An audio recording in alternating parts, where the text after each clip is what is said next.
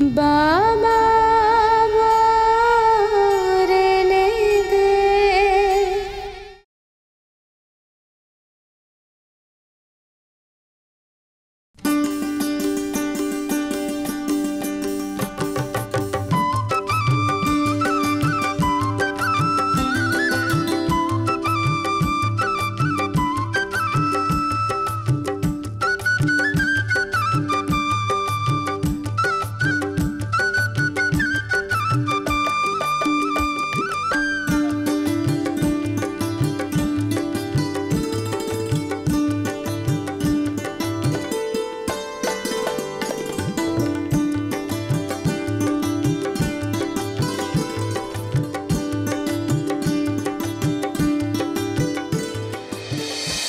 আপনি এই সব মুদ্রাগুলো করবেন, তাতে আপনার সমস্যা দূর হয়ে যাবে আর আপনাকে একদম চিন্তা করতে হবে না।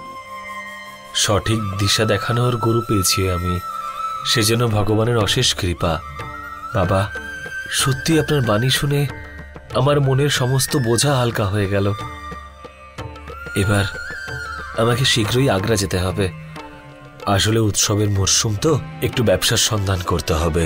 ব্যাস, আপনি আশীর্বাদ করবেন যাতে পরের বছর দর্শনের জন্য আমরা সপরিবারে এখানে আসতে পারি।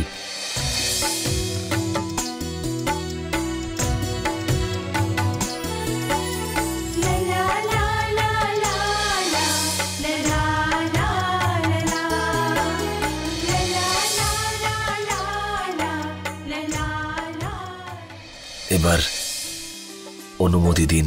দেখুন, কর্মই হলো সবচেয়ে মহৎ কাজ, তাই আমি আপনাকে যেতে বারণ করব না, কিন্তু আমি চাই যাওয়ার আগে অবশ্যই মায়ের প্রসাদ গ্রহণ করে যান। অবশ্যই বাবা, ভোগের প্রসাদ না খেয়ে কি আমি এখান থেকে যেতে পারি? আসুন আসুন।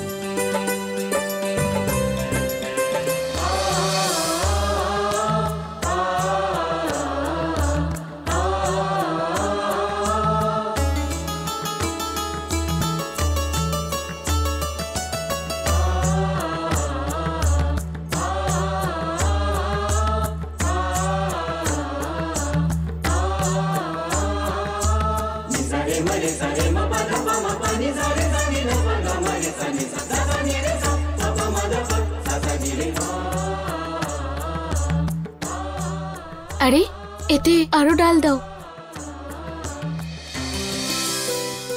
আসুন বাবা, আসুন, বসুন, আপনিও বসুন।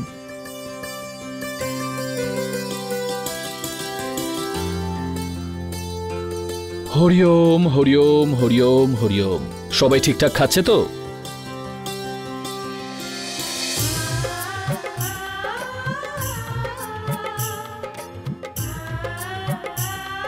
হরিওম মা।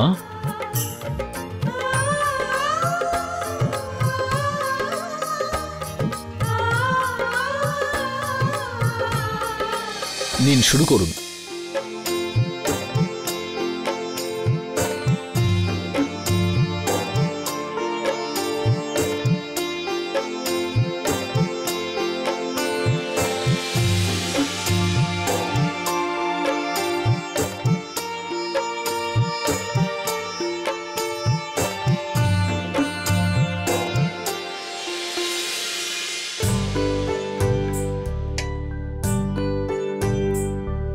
বাবা, আমি আগ্রার বাসিন্দা, মিষ্টি খেয়ে বড় হয়েছে, কিন্তু কিন্তু এই মিষ্টির স্বাদটা একেবারে অন্যরকম। এটা মিষ্টি মনে করে নয়, প্রসাদ মনে করে বানানো হয়েছে, তাই এত সুস্বাদু। কিন্তু তাও বাবা, মুখে আসতেই যেন একেবারে গলে যাচ্ছে। এর সঠিক মাত্রায় মিষ্টতা, এর পরিপক্কতা, বাবা জানতে পারি এই মিষ্টি কে তৈরি করেছে? জানতে তো আমিও চাই। বাবা নিরঞ্জন। হ্যাঁ বাবা। এখানে এসো। বাবা, এটা কে বানিয়েছে? আগে ওই বাচ্চাটা বানিয়েছে।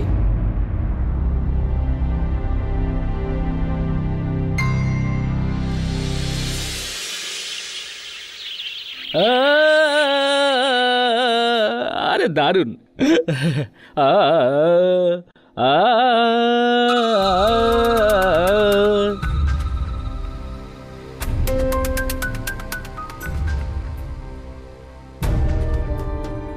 ব্যাপার ডমরুদা, খুব যে গান গাইছো তুমি। হ্যাঁ হ্যাঁ হ্যাঁ আর দেখো না মুরলি আমাকে কি দারুণ উপহার দিয়েছে।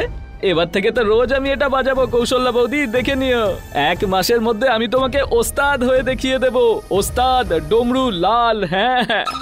শুধু মুরলি কেন, বাড়ির যে কেউ তোমাকে এরকম উপহার দিতেই পারে। তোমাকে তো খুব ভালোবাসে। তুমি কত সরল, একদম বাচ্চা ছেলের মতো। তুমি যতই রেগে যাও না কেন, ব্যাস একটু ভালোবাসা আর দুটো ভালো কথা, আর তুমি গলে জল। ঠিক বলছি না? হ্যাঁ ঠিকই বলেছো। আমাকে ভালোবাসলে আমার খুব ভালো লাগে। আর দেখো মুরলি তো আমার স্বপ্ন পূরণ করেছে। সত্যি মুরলি তোমার জন্য খুব চিন্তা করে। এখন দেখো না, ও আর আমাদের পুচকির বাবা দুজনেই কাজকর্ম করছে, দিন রাত কাজ করছে, এত বড় কারখানা চালাচ্ছে। আর তুমি সারাদিন বাড়িতে বসে থাকছো, না কোথাও যাচ্ছো, না কাজ করছো, না জীবনে কিছু করার স্বপ্ন দেখছো, আর না কোনো কিছু করছো। আরে তুমি তো ভাবতে পারো, এমন কোনো কাজ করতে পারো মা বাবাও তোমায় দেখে গর্ব করে বলে যে এই তো এ হলো আমাদের ছেলে।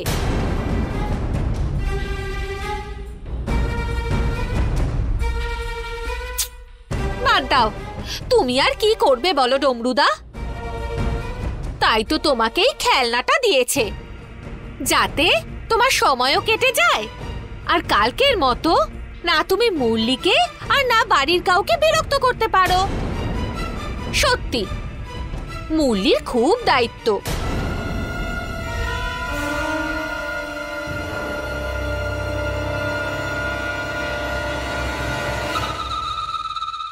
আচ্ছা ডমরুদা, পুচকিকে ঘুম পাড়াবার পরে আমারও কোনো কাজ থাকে না। আমি একটা কাজ করব, আমিও তোমার দলে যোগ দিয়ে দিচ্ছি। ঠিক আছে? তুমি সারাদিন এটা বাজাতে থাকবে, আর আমি তোমায় খুব ভালো ভালো গান শোনাবো। ঠিক আছে? খুব ভালো গান গাই আমি, শুনবে? শোনো। মা, এত সুস্বাদু মিষ্টি কি করে হলো? সত্যি বললে বাবা, আমিও খুব চিন্তায় ছিলাম। আর জানেন বাবা, আমি তো ভাবছিলাম যে চাল দিয়ে পায়েস বানিয়ে নি, কিন্তু হঠাৎ করে জানি না কি হলো, যেন কেউ আমায় বলে দিচ্ছিল আর আমি বানিয়ে ফেললাম। আর তারপর মিষ্টিটা তৈরি হয়ে গেল। তাহলে তুমি এটাই বলবো যে ভগবানের আশীর্বাদ পেয়েছো তুমি। আমি একজন ব্যবসায়ী মা, অনেক জায়গার মিষ্টি খেয়েছি আমি, কিন্তু তোমার হাতে তৈরি মিষ্টি মুখ থেকে পেটে নয়, সোজা মনে প্রবেশ করে। ঠিক সেই রকম যেরকম ভারতী মিষ্টান্নের ব্যাপারে বলা হয়। ভারতী মিষ্টি?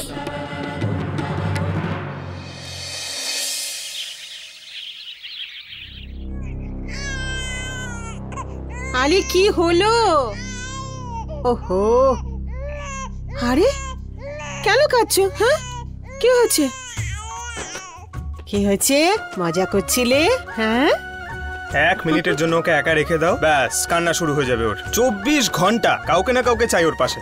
আরে ও মজা করছিল, আমি একটু রেখে রান্নাঘরে গিয়েছি, অমনি কান্না শুরু করে দিল। পাজি কোথাকার। আরে মা, তুমি একা একা কেন দৌড়াও ওর পেছনে? বাড়িতে তো এত লোক রয়েছে, কেউ না কেউ ওকে দেখতে থাকবে তো। আরে যে যখন সময় পায় ওর কাছে এসে খেলা করে, কিন্তু 24 ঘন্টা ধরে মার মতো ডিউটি ওর সাথে কে করবে? ডমরু আর ঝুমকির নতুন নতুন বিয়ে হয়েছে, ওদের দুজনকে তো একা ছাড়তেই হয়। কৌশল্যাকে ওর বাচ্চার পিছনে সময় দিতে হয়। বিনা কখনো কখনো সামলায়, কিন্তু বিনা তো এত পারে না, আর আমারও এত শক্তি নেই যে আমি ওর পিছনে পিছনে থাকবো।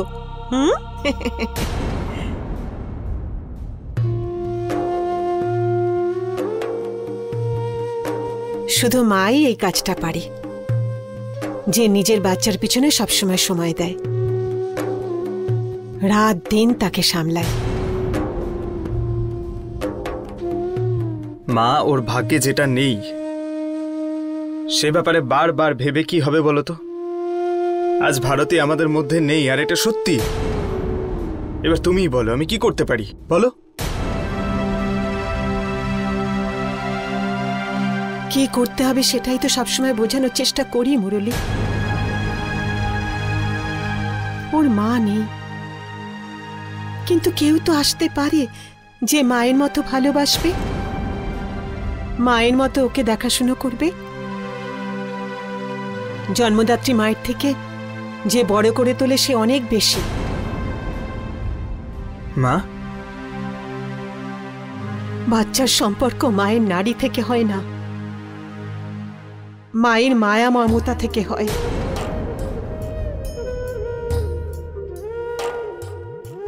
না মা, আমার জীবনে ভারতীর জায়গার কেউ নিতে পারবে না। আর সেই সূত্রেই বিহানের জীবনে নতুন মা আসাটা অসম্ভব। না,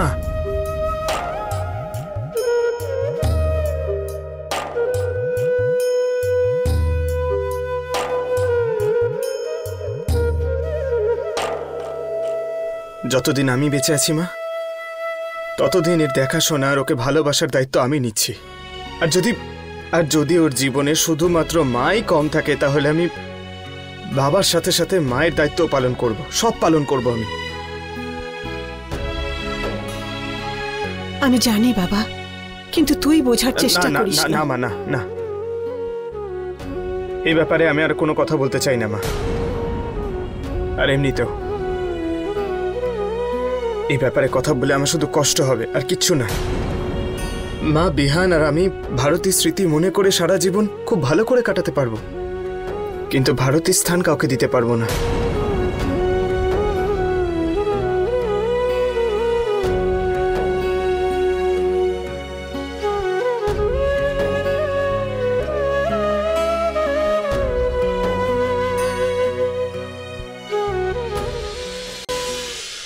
বাবা, মনে হয় আপনার আর ভগবানের আশীর্বাদ পেয়ে গেছি আমি।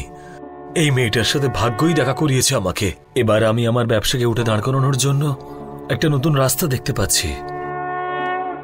আমি গত 10 বছর ধরে আগ্রায় মিষ্টির কারখানা চালাই, কিন্তু গত 1 বছর ধরে আমাদের ব্যবসা কিছু ঠিক মতন চলছে না। হয়তো আমাদের মিষ্টি অন্য মিষ্টির তুলনায়, বিশেষ করে ভারতীয় মিষ্টান্নের তুলনায় মানুষের কাছে কম চাহিদা। কিন্তু তোমার হাতের তৈরি এই মিষ্টি আমাকে আমার হারিয়ে যাওয়া ব্যবসা ফিরিয়ে দিতে পারে।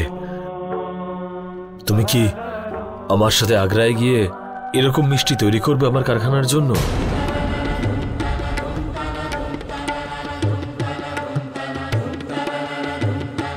আমি তোমার মঙ্গলই চাইব মা। বলো মা, তুমি কি রাজি? এই কাজের জন্য তুমি টাকাও পাবে।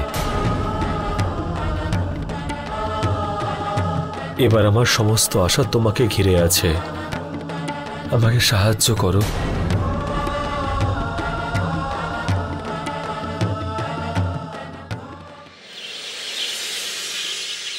আরে মা, ডমরুদাকে ভালো করে বোঝানো এত সহজ কাজ নয়। কিন্তু হ্যাঁ, আজ ভগবান রামের ভাগ্নি এমন গান গেয়েছে না যে ডমরুদার মাথা একেবারে ঘুরে যাবে। রামের দিব্যি বলছি। সাব্বাস। কিন্তু কৌশল্যা, একবার ঘি ঢেলে কিচ্ছু হবে না, যখনই সুযোগ পাবি ঘি ঢালতেই থাকবি। মা, তুমি একদম চিন্তা করো না, আমি যা মন্ত্র দিয়েছি না তাতে কাজ হবেই। এবারে দেখবে ও অফিসে গিয়ে তবেই ছাড়বে। ব্যাস একবার মা যে কোনো ভাবে ডমরুদা আমার হাতের মুঠোয় চলে আসুক, তারপরে দেখবে এক ভাইয়ের জন্য আর এক ভাইয়ের মনে বিষ ঢুকিয়ে কিভাবে এই বাড়িতে অশান্তি করি আমি। খুব ভালো কৌশল্যা। আজ আমার বিশ্বাস হয়েছে যে তুই একদম তোর মায়ের মতো। ব্যাস এইভাবে তোর মায়ের নাম উজ্জ্বল কর, তারপর দেখবি আমরা মা মেয়ে দুজনে মিলে ওদের জীবন কিভাবে নরক করে তুলি। ঠিক আছে মা, রাখছি। দেখুন, আপনি আমায় এত ভালো সুযোগ দিয়েছেন, তার জন্য অনেক ধন্যবাদ আপনাকে। কিন্তু এখন আমার টাকার থেকে বাবাকে প্রয়োজন। কারণ কারণ যখন আমি অসহায় ছিলাম তখন এনারা সবাই কাছের মানুষের চেয়েও বেশি খেয়াল রেখেছিল আমার। বাবা একজন পিতার মতো আর এনারা সবাই বড় দাদার মতো ভালোবেসেছে আমায়। আর তাই এখন আমি এনাদের সাথেই থাকতে চাই। আর যতদিন সম্ভব আমি এই আশ্রমের সেবা করে যাব আমি। ব্যাস এইটুকুই। আপনি তো আমার চিন্তার কারণ জানেন বাবা, তাহলে আপনি ওকে কিছু বলুন। আমি আপনাদের দুজনেরই কষ্ট বুঝি, তাই আমি কারোর উপর কোনো চাপ দিতে পারবো না। ও যদি নিজের ইচ্ছায় এখানে থাকতে চায় তাহলে ওর এখানে থাকার পূর্ণ অধিকার আছে। ও আমাকে পিতা রূপে গ্রহণ করেছে, আর পিতার বাড়িতে মেয়ে যতদিন ইচ্ছা থাকতে পারে। ঠিক আছে মা, যেমন তোমার ইচ্ছে, কিন্তু আমি তোমাকে যা যা বলেছিলাম সেগুলোকে নিয়ে ভেবো একটু। যদি ভগবানের ইচ্ছেতে তোমার মত পাল্টে যায় আর তুমি আগ্রায় এসে আমার সাথে কাজ করতে পারো, তাহলে আমি খুব আনন্দিত হব।